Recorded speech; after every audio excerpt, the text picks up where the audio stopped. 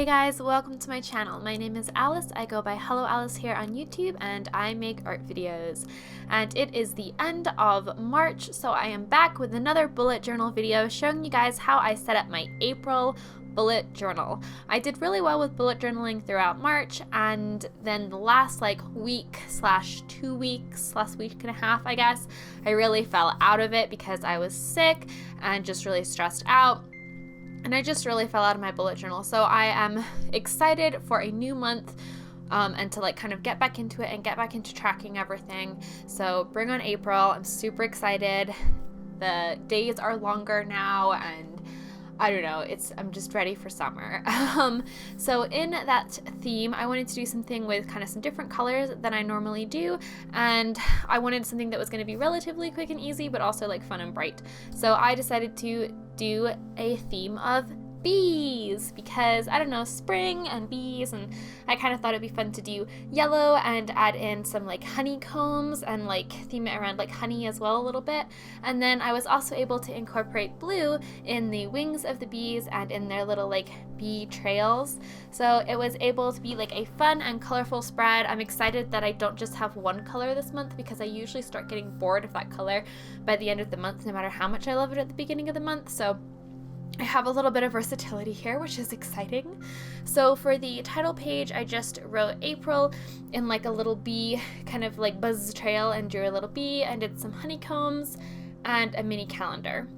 And then over after my cover page, the first thing that I do is my monthly overview, which hasn't changed at all since my first bullet journal, last year, I think, is when I first started bullet journaling, and I've done this layout since I first started, basically. I really like it. I can put my events on one side, and I can put appointments on the other, and so I did the same thing, but I put April in little honeycomb shapes, and then I did little dashed lines around the edges, and then I drew another little bumblebee flying around at the bottom. I also added in some other honeycomb shapes in the background of this, and just in the very light yellow.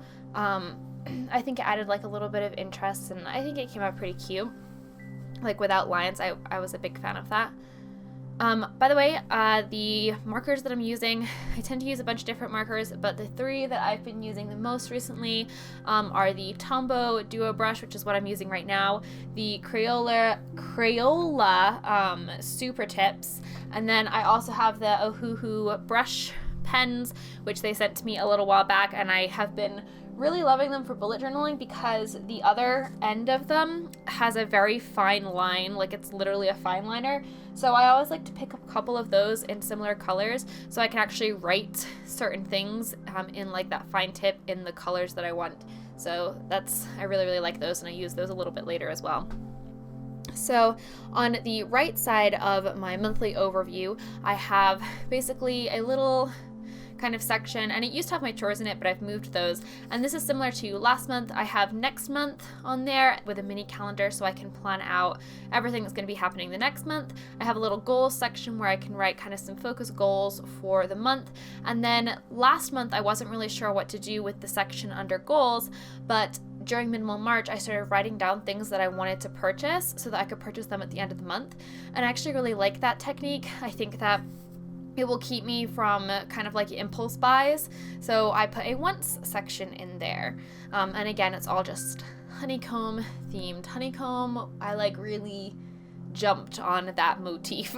Even though mine aren't all the honeycombs I looked at were, I don't want to say square, but they were even on all sides, and mine are more rectangular because of the way the bullet journal grids are, but whatever. So this is my chores page, again with the honeycomb theme. I took a very similar idea to the way I did my chore chart last month, but I modified it so it was more based on these honeycomb shapes instead of being circular. It also made it a little bit easier to draw. There was still a decent amount of math involved, which I'm terrible at, but I did think that it was a little bit easier without having to do all of the circles. So I think that I could modify this into a simple rectangle version of this kind of chore tracker that would be a little bit faster to draw, but I think this came out really, really cute. I did separate out the monthly chores, and those are just at the top just because there's only 2 and they only have to be done once a month, so they don't really take up too much space, and it filled up that little empty area up there quite nicely, so I was happy with that. And then I colored the whole thing in with the markers, and this chore tracker definitely was the most time-consuming part of the bullet journal this month, which it was the same last month. It was the most time-consuming part, but I did really enjoy filling it out, and up until those last like 2 weeks where I really wasn't bullet journaling at all, I was filling it out pretty regularly. So I'm excited to fill this one out as well. I did mess up a little bit on the daily tasks. I only put 4 like spaces for days, which was really stupid, but I did go back and fix that afterwards. Like, I noticed it before I finished filming the video. I feel like every time I work on my bullet journal or set up a new bullet journal, I mess something up. Like, my mini calendar will be off, like the dates will be off, or I won't put enough spaces for something. Like, I always mess one thing up. It's really annoying. So the page next to my chores tracker is more trackers, and these are just my daily trackers. And again, I use the exact same style as I did last month, where I just had the mini calendars, and then I just do a little highlighted, like in the color, like little circle on each day that I completed that daily task. And this is so almost identical to last month's that even the shapes of the like little pop-out things are the same, because I felt like it matched the honeycomb theme.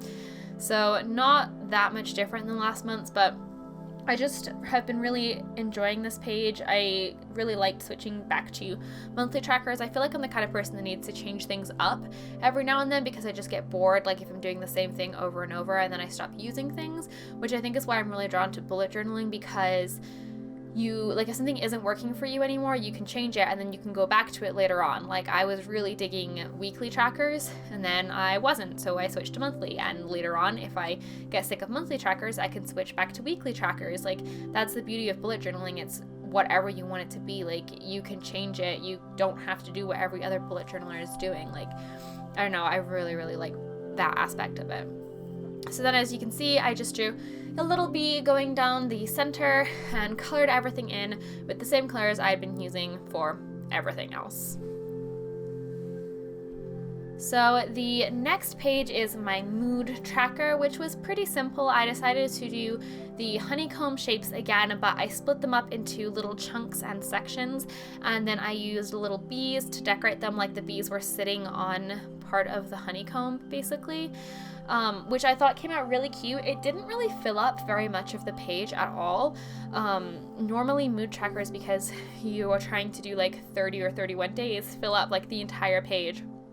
But this mood tracker really did not take up a lot of space at all, just because of the honeycomb shape, like, was so space effective.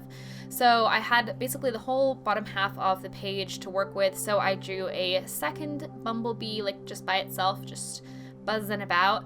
And then when I did the like names, so the way I have been doing my mood charts recently is I've done like good, or best, good, average, meh, and bad, and then I've done it on like a scale. So I gave each of those, like, I put each of them in the honeycomb as well, and that kind of helped take up some more visual space. But I think this came out really cute, and I'm excited to see it when it's all done. I did decide to mix in the blue with the gradient instead of having it all yellow, because I didn't feel like I could get enough distinct colors for it to really work. And I don't know, they can have blue honeycomb, like, that can be a thing. Like, who says that can't be a thing? It's my bullet journal, I can make it whatever I want. So I had this like blank page on the right, and I wasn't really sure what I wanted to do with it. Like, I didn't really have anything practical to put there, but I like to do 2 page spreads for my weekly layout, so I didn't want to start my weekly layout on it. So I just started drawing those little honeycomb shapes, and I actually kind of messed up because I was going to make them bigger, and it just really didn't work out. So I ended up having like the center row is like taller, and then the other rows are the same original size, and I think it worked out like pretty cute in the end. But I had no idea what I was doing. Like, originally I decided to, like, I was gonna fill the entire page with this honeycomb pattern, but I got really sick of drawing the honeycombs very, very quickly. So I basically did as much as I could stand, and then when it looked even, I stopped. And I just figured I would write like a little quote or something here, just to fill up space and kind of like match the theme. So I thought about writing like sweet like honey, but I decided to write busy bee because I am a busy bee. I have a lot of things going on and I don't always have time to complete them all, like replying to my emails. I'm really, really bad at that. You'd think that like I spend this long on like an organizational system and I would be more organized, but I'm not. I'm just like fashionable while being not organized. For anyone that's wondering, I am like really terrible at calligraphy, so I always sketch everything out in pencil beforehand and then I go over it. Like if I just tried to do this just on instinct, it would just be terrible, and even planned out, my calligraphy is not the best, but I think it came out pretty cute. The last page that I'm doing is my weekly spread. So I have had a weekly spread that it's basically adapted from the one that I showed you in last month in March, which if you haven't seen, I will link. And you can see all my other bullet journal videos. They're all in a playlist, but that's kind of how I started this, and then I added a couple modifications to it, and then I repeated it for every single week throughout March, except for the last one where I just like didn't have a bullet journal, because I love this layout right now. I'm sure that I will get bored of it and want to switch it up soon, but right now I'm still really digging this layout and I've been really enjoying it. So basically I have kind of like a little left column, which is 9 grid spaces wide, if anyone is wondering, and I have a little mini calendar right at the top, and that's 2 grid spaces down, 1 grid space in, if anyone is following along. And then I will highlight like the week that the week is on the little mini calendar. Underneath that I have a sleep tracker, like a little sleep chart, and I just put a little dot for like how many hours I got for each day, and then I connect them with a colored line. And it's been really helpful for me to see my sleep patterns and kind of like get a at a glance look at the week. And then underneath that I just have a little next week section, so I can write anything that I have upcoming or appointments, things like that to remember.